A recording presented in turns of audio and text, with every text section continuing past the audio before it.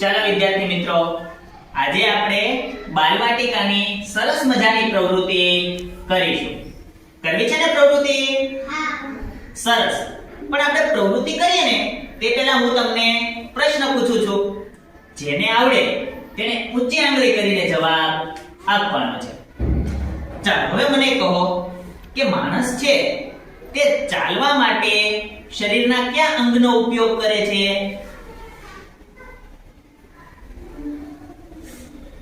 હા દીપાલી. પગનો. અરે વાહ, સરસ. જો માણસ ચાલવા માટે શેનો ઉપયોગ કરે? પગનો.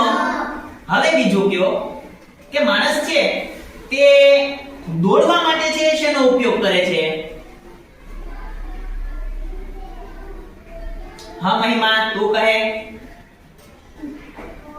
માણસ દોડવા માટે શેનો ઉપયોગ કરે? પગનો. અરે વાહ, સરસ. જો ચાલવા માટે પણ પગનો ઉપયોગ થાય, દોડવા માટે પણ પગનો ઉપયોગ થાય. હવે મને એમ કહો કે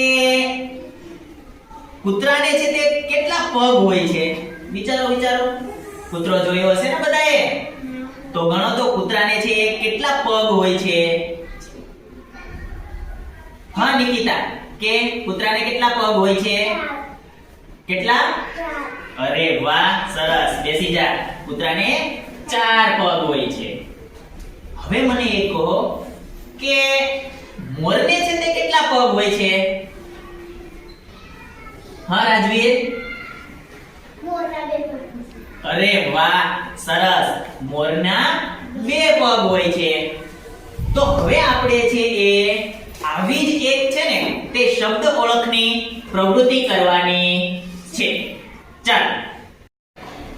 ચાલો બાળકો, આપણે છે જાણ્યું ને કે માણસ ચાલવા માટે પગનો ઉપયોગ કરે, દોડવા માટે છે તે પગનો ઉપયોગ કરે છે. તો હવે આપણે આપણા પુસ્તકની અંદર જો પ્રવૃત્તિ નંબર 48 અને વર્કશીટ નંબર 124, તેમાં તમને કેટલાક ચિત્ર આપેલા છે.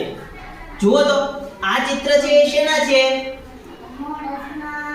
હા, પણ છે શું એમાં બધું? અનિશા, પગ. શું છે બધાના? શું છે? અરે વાહ, સરસ. જો હવે હું કહું છું, સાંભળો.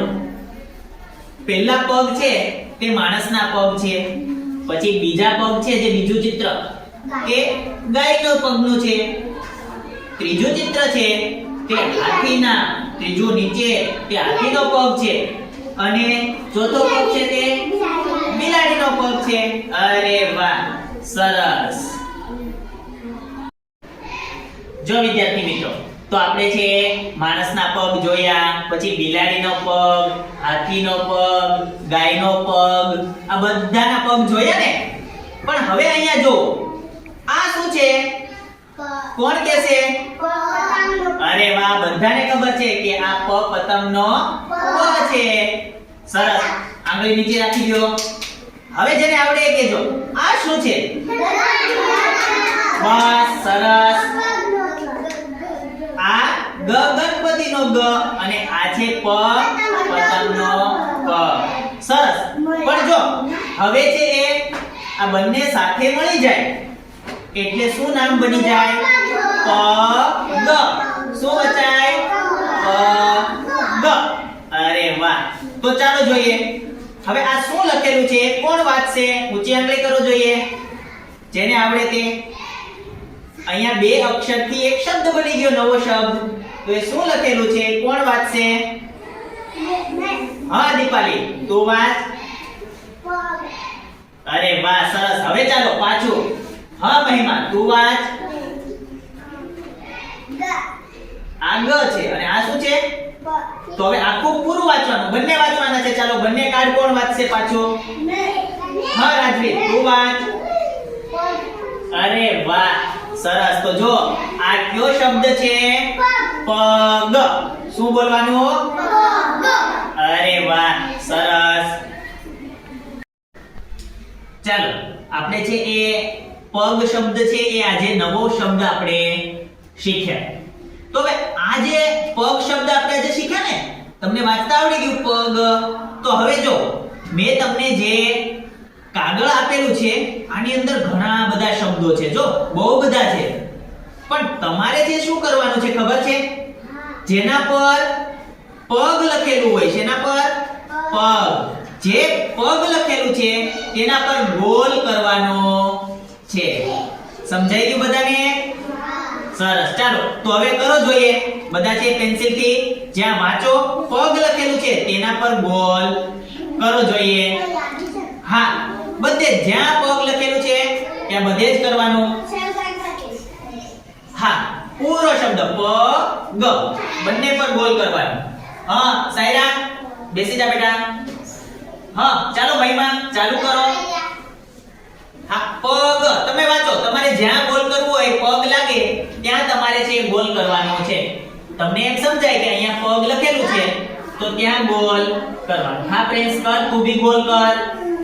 ચાલો પોતામાં બીજામાં નહીં જોવાનું, જો બાજુમાં જોવાનું નથી. રાજવીર અહીંયા, બસ.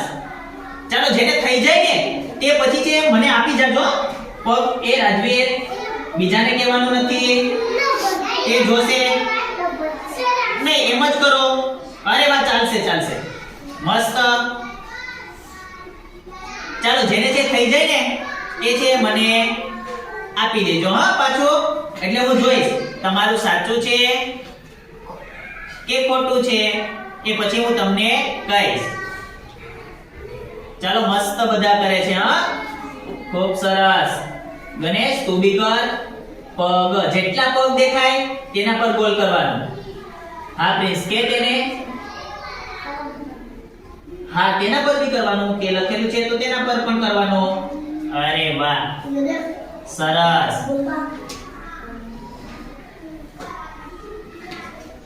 સરસ. ચાલો તો બધાને છે હવે થઈ ગયું છે. હવે જેને બાકી છે એ આપણે થોડી વાર પછી પાછું છે એ કરશે. સરસ, થઈ ગયું ને?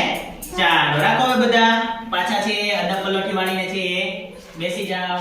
સરસ.